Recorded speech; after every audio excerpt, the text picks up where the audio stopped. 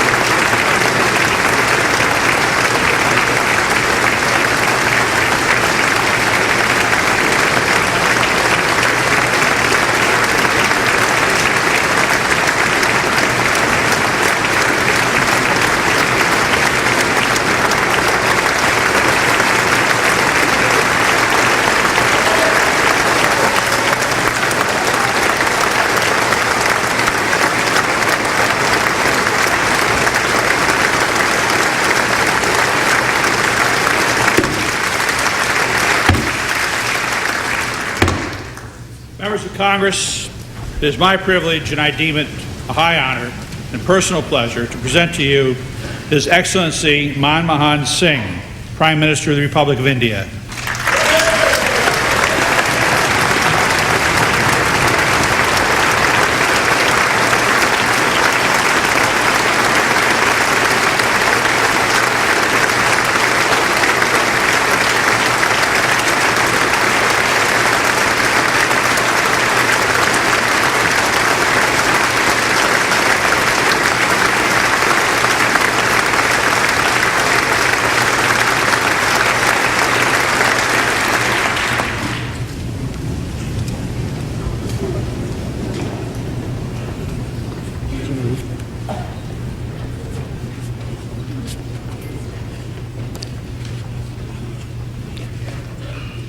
Mr. Speaker, sir,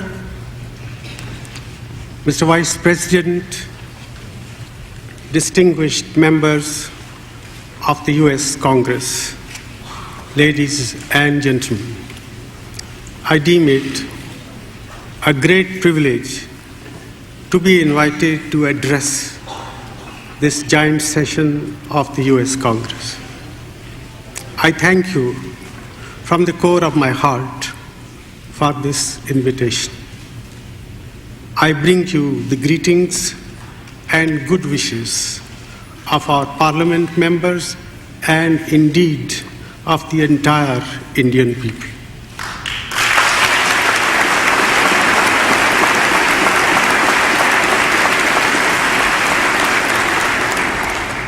India and the United States have much in common that is very important to both our countries.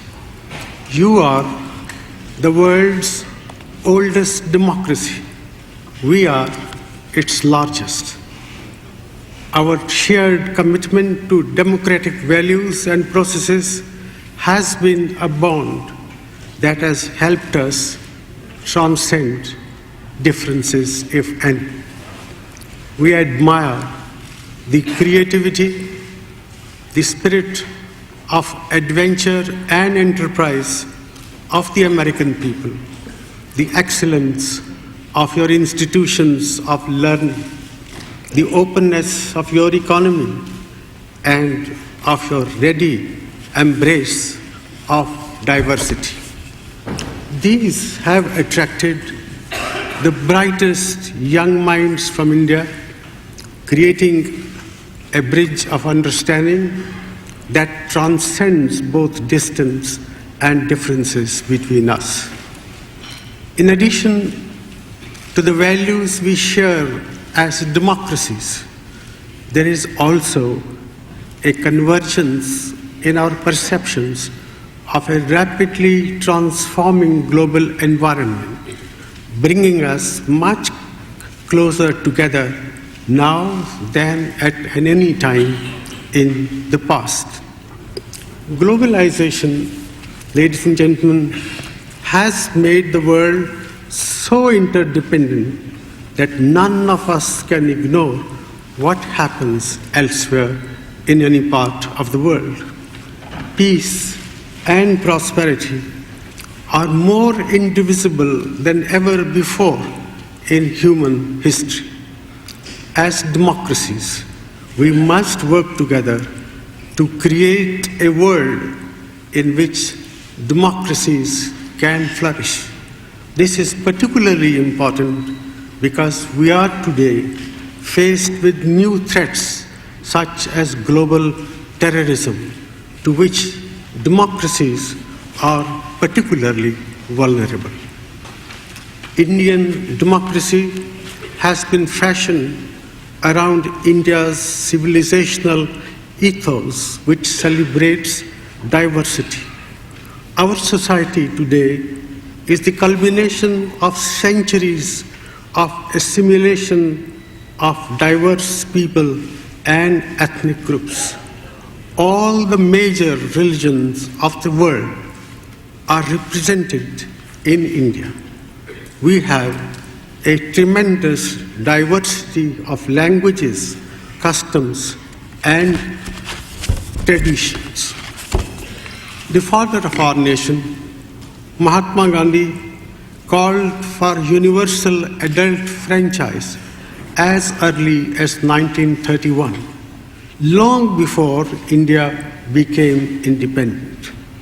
Our political leadership remained true to this commitment, and the constitution we adopted after independence enshrined democracy based on free elections and the associated principle of tolerance of dissent, freedom for political activity, protection of human rights, and commitment to the rule of law. Our first Prime Minister, Jawaharlal Nehru, acknowledged our debt to America on this score. He said that you could hear in the Constitution of India the echo of the great voices of the founding fathers of your own republic. Ladies and gentlemen, the real test of a democracy is not in what is said in the Constitution, but in how it functions on the ground. All Indians can be proud of what we have achieved in this area, and I suggest that our experience in this regard is also relevant beyond our own boundaries. Free and fair elections are the foundations of a democracy. Over the past 6 decades, governments in India at both the national and state level have regularly sought the mandate of the people through elections. Our elections are conducted under the supervision of a statutory independent election commission, which has earned respect for its fairness and transparency both at home and abroad. The independent judiciary has been a zealous defender of our Constitution and a credible guarantor of the rule of law. The press is a key institution in any democracy, and our media has well-earned reputation for being both free and fearless. Our minorities, and we have many, participate actively in all walks of our national life, political, commercial, and culture.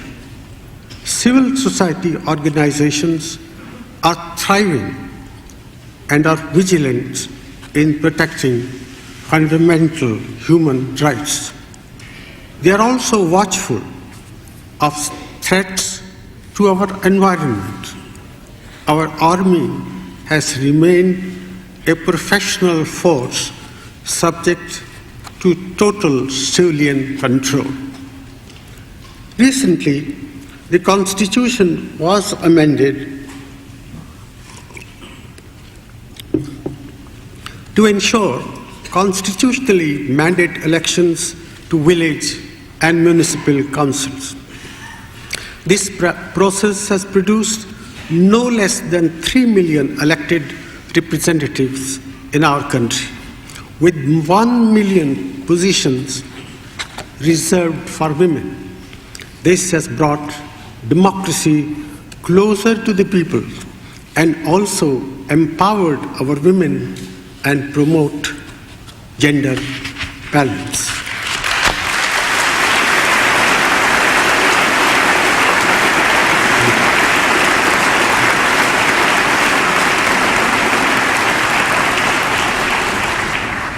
Ladies and gentlemen, our commitment to democratic values and practices means that there are many concerns and perceptions that we share with the people of this great country. The most important concern is the threat of global terrorism. Democracy can only thrive in open and free societies. But open societies like ours are today threatened more than ever before by the rise of global terrorism. The very openness of our societies makes us more vulnerable, and yet we must deal effectively with the threat without losing the openness we so value and cherish.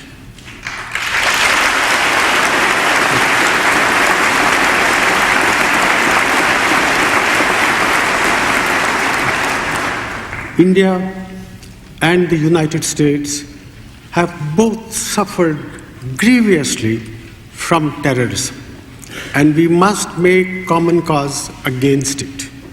We know that those who resort to terror often clothe it in the garb of real or imaginary grievances. We must categorically affirm that no grievance can justify resort and recourse to terror.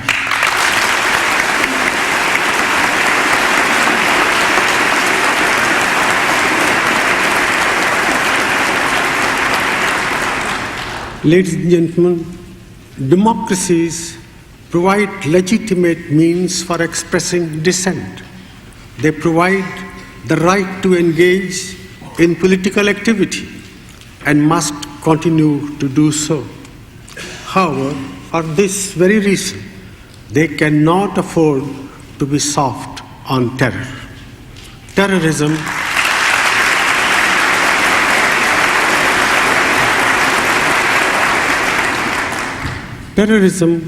exploits the freedom our open societies provide to destroy these very freedoms we cherish. The United States and India must therefore work together in all possible forums to counter all forms of terrorism. We cannot be selective in this area. We must fight terrorism wherever it exists, because terrorism anywhere threatens democracy everywhere.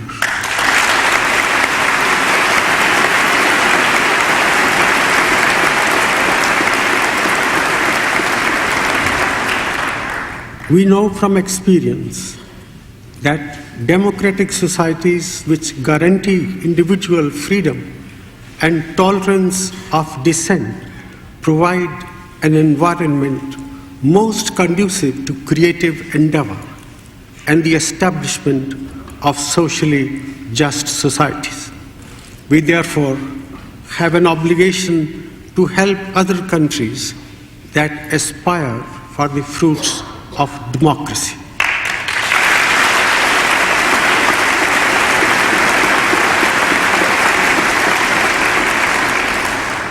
Just as developed industrial countries assist those that are less developed to accelerate the pace of their social and economic development, democratic societies with established institutions must help those that want to strengthen democratic values and institutions.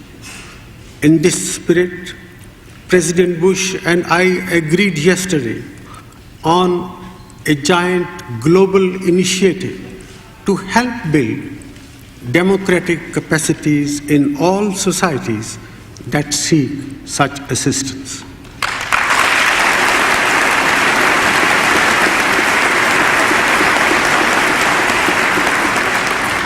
Ladies and gentlemen, the capacities we have in mind are those related to the electoral, parliamentary, judicial, and human rights processes of emerging democracy.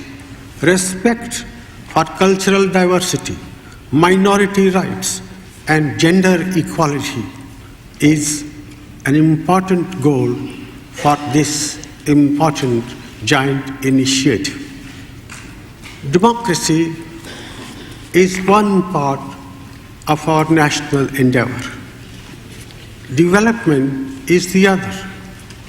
Openness will not gain popular support if an open society is not a prosperous society.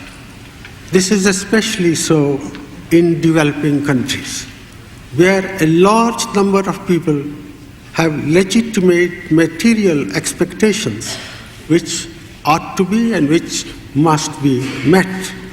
That's why we must transform India's economy to raise the standard of living of all our people and in the process eliminate poverty, ignorance, and disease.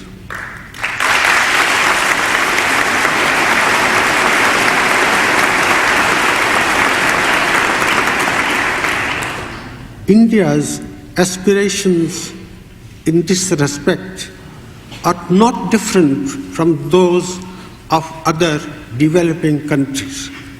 But I submit to you, ladies and gentlemen, that we are unique in one respect. There is no other country of 1 billion people with our tremendous cultural, linguistic, and religious diversity that has tried to modernize its society and transform its economy within the framework of a functioning democracy.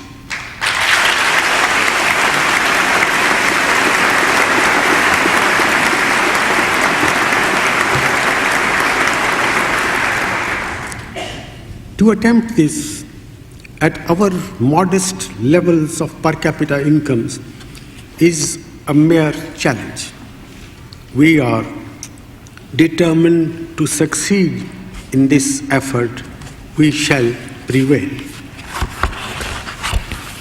To achieve our developmental goals, our policies and strategies must be in step with changed circumstances, and especially the opportunities now available in the evolving global economy.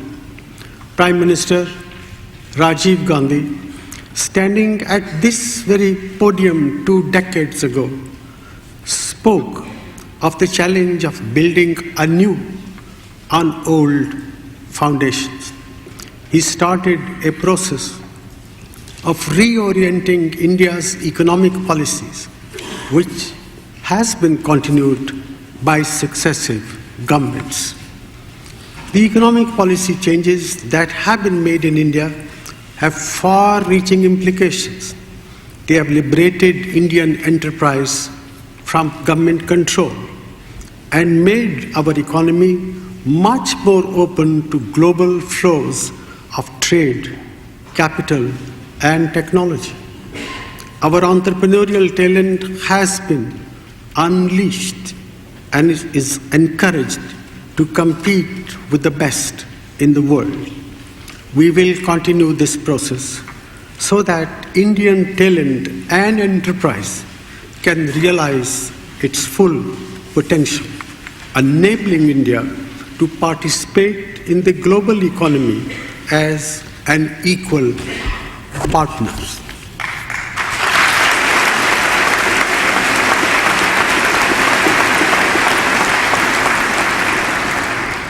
We are often criticized for being too slow in making changes in policy. But democracy means having to build a consensus in favor of change.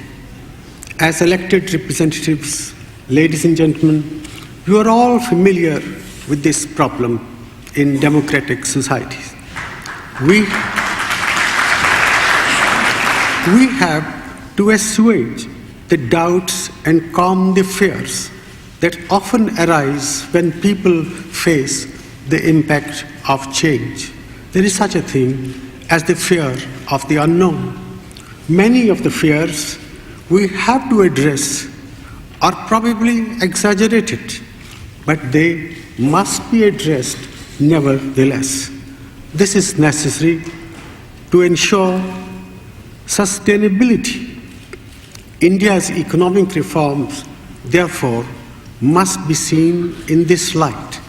They may appear slow, but I assure you, they are durable and irreversible.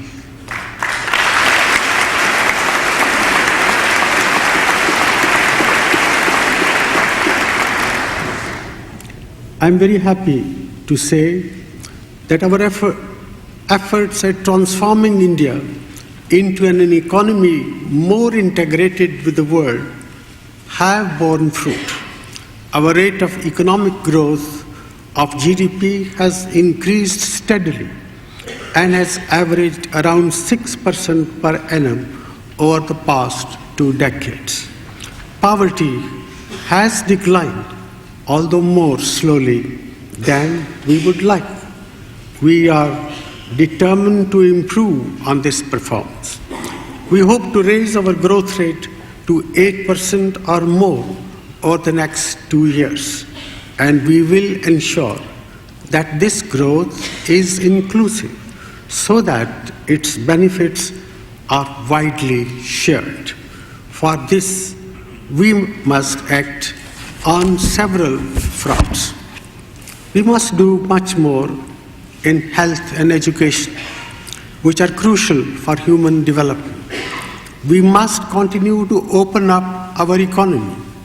We must impart a new impetus to agricultural development. We must expand investment in economic infrastructure, which is a critical constraint on our growth prospects. India's growth and prosperity, I sincerely believe, is in America's own interest. American investments in India, especially in the new technology areas, will help American companies to reduce costs and become more competitive globally. Equally, India's earnings from these investments will lead to increased purchases from the United States. The information technology revolution in India is built primarily on US computer-related technology and hardware. There are many other examples of such two-way benefits, with both sides gaining from this process. US firms are already leading the foreign investment drive in India. I believe 400 of the Fortune 500 are already in India.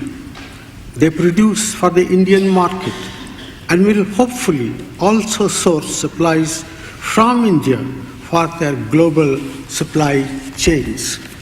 We welcome this involvement, and I look forward to further expansion in the years ahead. India needs massive foreign direct investment, especially in modernizing our infrastructure. I hope American companies will actively participate in the opportunities we are creating.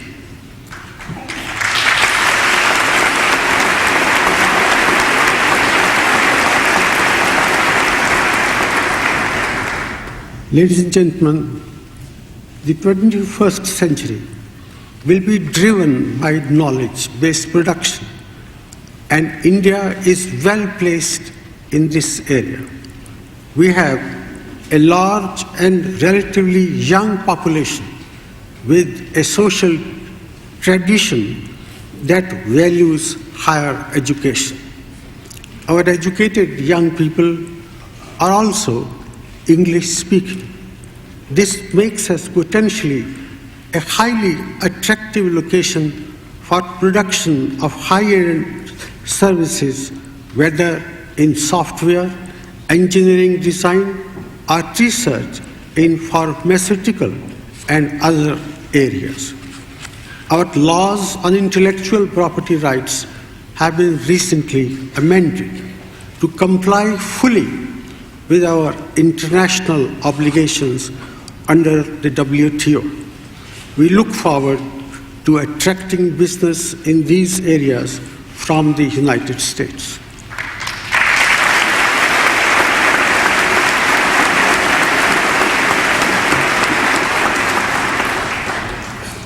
Ladies and gentlemen, the presence of a large number of Indian Americans in high technology industries in the United States makes the US and India natural partners.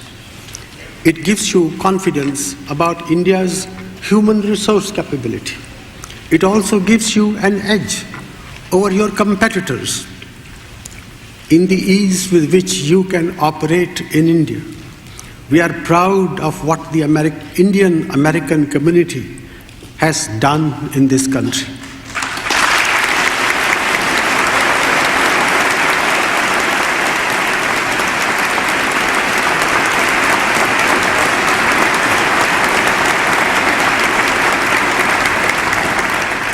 I was deeply touched, as were many of my countrymen and women, by the news that a resolution of this House celebrated the contribution of Indian Americans to research, innovation, and promotion of trade and international cooperation between India and the United States. Ladies and gentlemen, to fully exploit the potential areas for cooperation between our two countries, we need to make special efforts to bring our private sectors closer together. To this end, President Bush and I have constituted an India-US Forum of Chief Executive Officers. I hope this forum will promote greater understanding of each other's perspectives and also a better assessment of the prospects for future cooperation.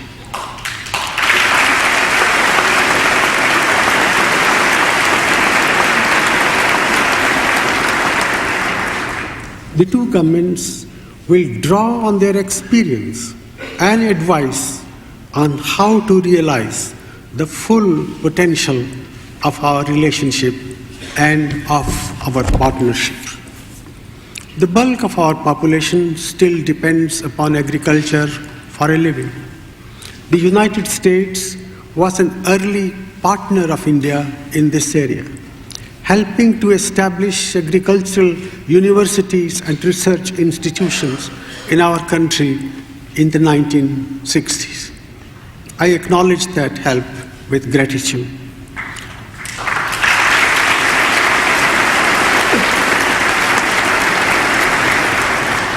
It was a great American, Nobel laureate Norman Borlaug, supported by a grant from the Rockefeller Foundation, who developed high-yielding varieties of wheat in Mexico, which were then adapted to Indian conditions in the Indian universities you helped us to establish. This was the start of the Green Revolution in India that lifted countless millions above poverty. I'm very happy to say that President Bush and I have decided to launch a second generation of India-US collaboration in the field of agriculture.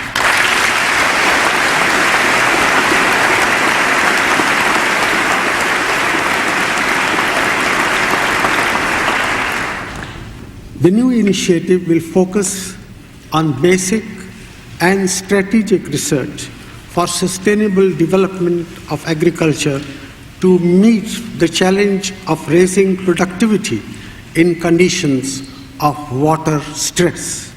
It seeks to take information and know-how directly to the farming community and promote technologies that minimize post-harvest wastage and improve food storage.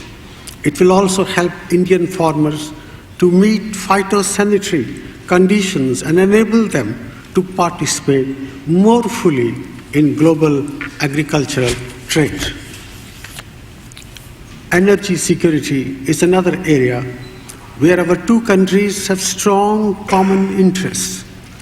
The world's reserves of hydrocarbon are finite, and we must therefore tap new sources of energy. India's reliance on coal and hydropower will increase. We have to invest in new oil and gas exploration and in the enhanced recovery of oil and gas from available fields. We must also tap the full benefit, the full potential of nuclear energy. The United States can help in all these areas. I am happy to say, therefore, that we have initiated an energy dialogue with the US to explore the scope for cooperation in each of these areas in the years that lie ahead. The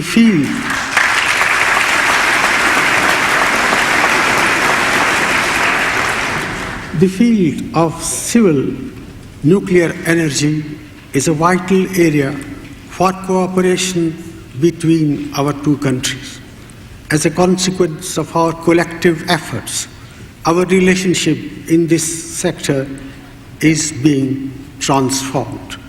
President Bush and I arrived at an understanding in finding ways and means to enable such cooperation to proceed and flourish.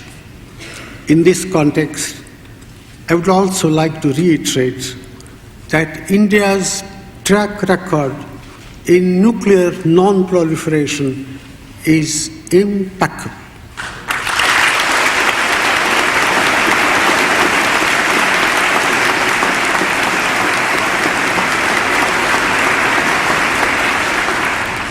We have adhered scrupulously to every rule and canon in this area.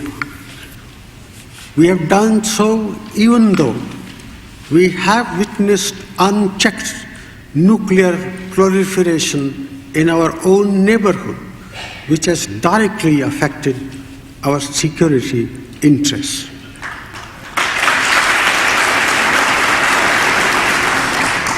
This is because India, as a responsible nuclear power, is fully conscious of the immense responsibilities that come with the possession of advanced technologies, both civilian and strategic.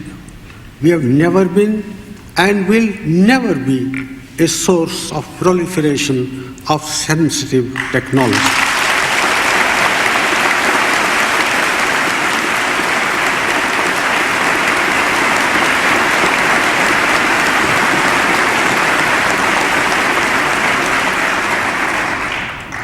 Ladies and gentlemen, we are conscious that plans to meet our energy requirements will have implications for the environment.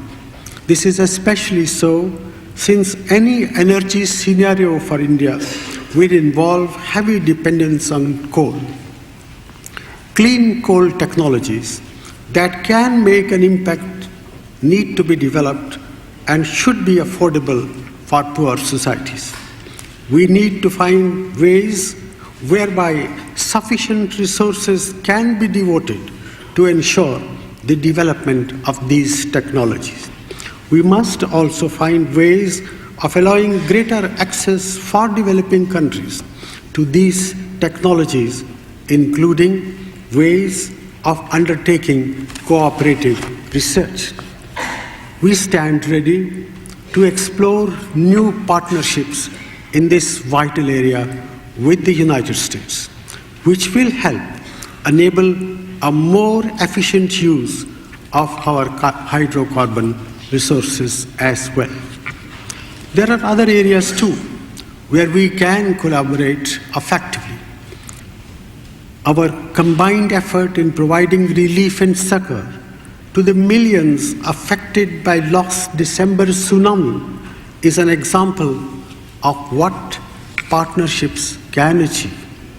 Building on this noble experience, President Bush and I have launched a joint initiative to ensure that our capabilities will be readily on call for those in need in similar situation in the future. The global challenge of HIV/AIDS is another area for India-US active cooperation. President Bush and I have agreed on the need to provide increased international access to safe and effective antiretroviral drugs.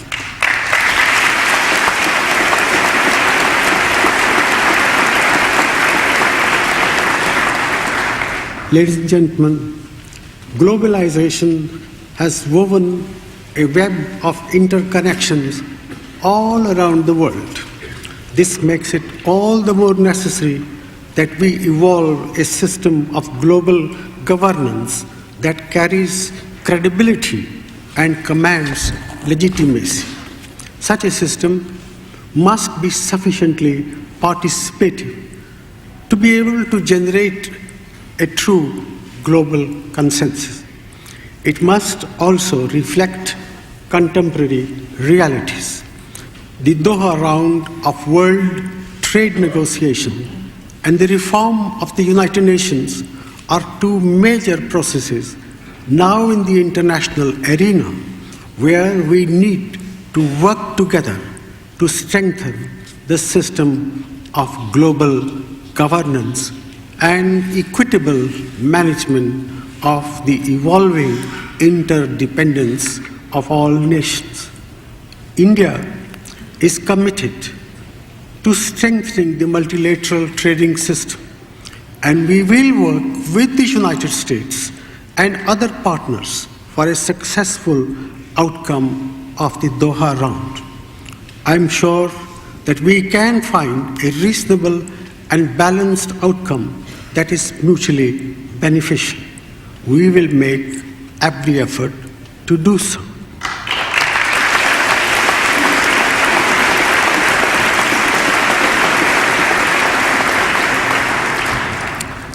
On the reform of the United Nations, we believe that it is time to recognize the enormous changes that have occurred since the present structure was established. There must be comprehensive reform of the United Nations to make it both more effective and also more representative.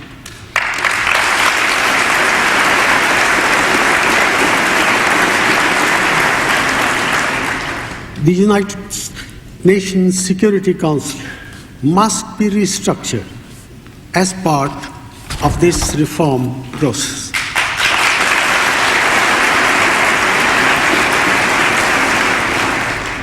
Ladies and gentlemen, in this context, you would agree with me that the voice of the world's largest democracy surely cannot be left unheard on the Security Council when the United Nations is being restructured.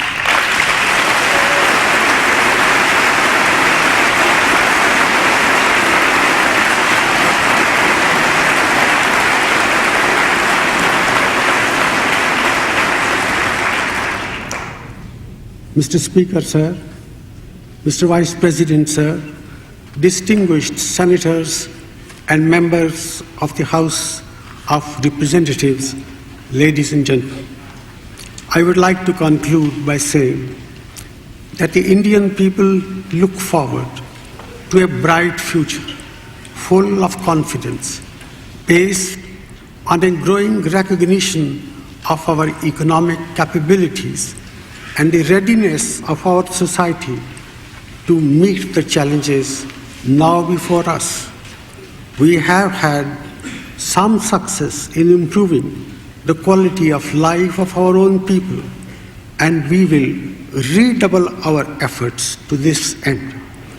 We will also work towards securing a world order in which democracy can flourish and in which developing nations can strive for greater prosperity. As two great democracies, we are natural partners in many ways. Partnerships can be of two kinds. There are partnerships based on principle, and there are partnerships based on pragmatism. I believe, ladies and gentlemen, we are at a juncture in our history where we can embark on a partnership between India and the United States, a partnership that can draw both on principles as well as pragmatism. We must build on this unique opportunity.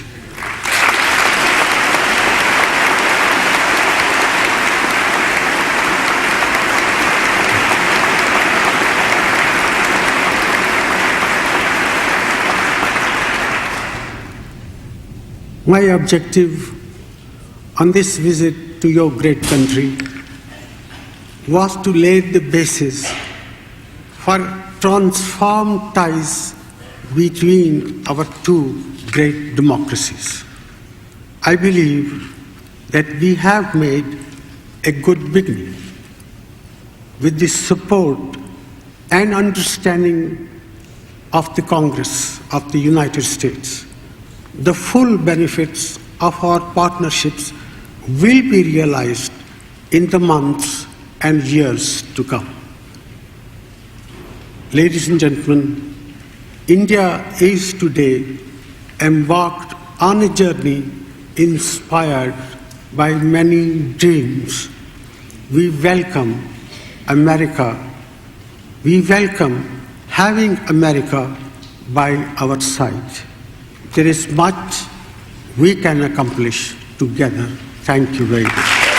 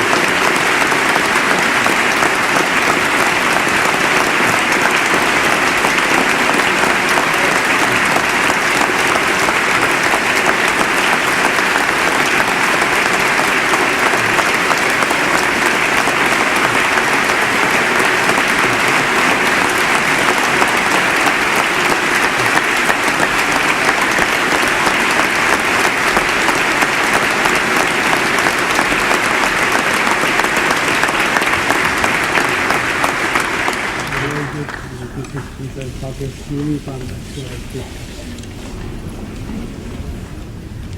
I go around?